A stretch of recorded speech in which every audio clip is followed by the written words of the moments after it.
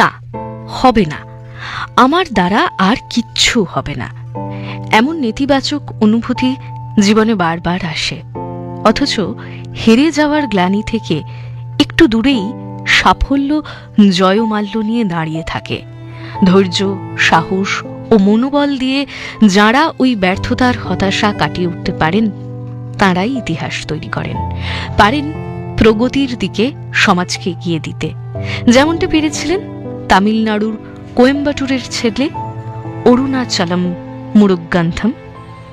সদ্য বিবাহিত অরুণাচলম একদিন দেখলেন তার স্ত্রী কিছু একটা লুকিয়ে বাথরুম থেকে বেরিয়ে আসছেন। অনুসন্ধান করে অরুণাচলম জানলেন তার স্ত্রী লুকিয়েছিলেন অস্বাস্থ্যকর কাপড়ের যে জিনিসটি তা যুগ যুগ ধরে ভারতীয় নারীরা ব্যবহার করে আসছেন তাদের পিরিয়ডের দিনগুলিতে।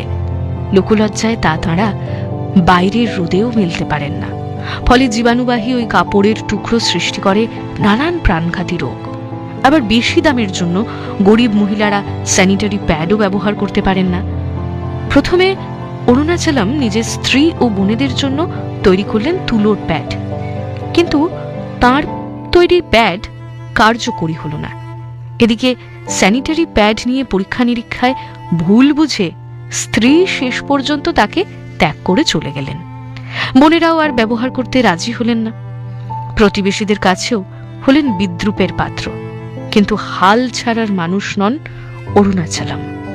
পাউচে পশুর রক্ত ভরে নিজের তৈরি প্যাডের সঙ্গে সংযুক্ত করে অরুণাচলম পড়ে থাকলেন 5 দিন। তিনি অনুভব করলেন মেয়েদের ওই দিনগুলোর অস্বস্তি ও যন্ত্রণা। তেমনি হলেন প্রত্যয় দৃঢ়। 2 বছরের অক্লান্ত গবেষণায় শেষ পর্যন্ত একদিন সস্তায় স্যানিটারি প্যাড বানানোর মেশিন আবিষ্কার করতে পারলেন। হ্যাঁ, তিনি পারলেন। এখন অরুণাচলমের আবিষ্কৃত মেশিনে প্রস্তুত সস্তার কিন্তু বিজ্ঞানসম্মত স্যানিটারি প্যাডের বহুল ব্যবহার। দরদি মন ও অবিচল সংগ্রামের শেষে অরুণাচলম বিজয়ী হয়েছেন। তিনি পেয়েছেন পদ্মশ্রী খেতাব। তাঁর জীবন নিয়ে তৈরি হয়েছে চলচ্চিত্র প্যাডম্যান অরুণাচলম মুরুগান্থম, আমাদের সুপারম্যান। তাকে কর্নিশ।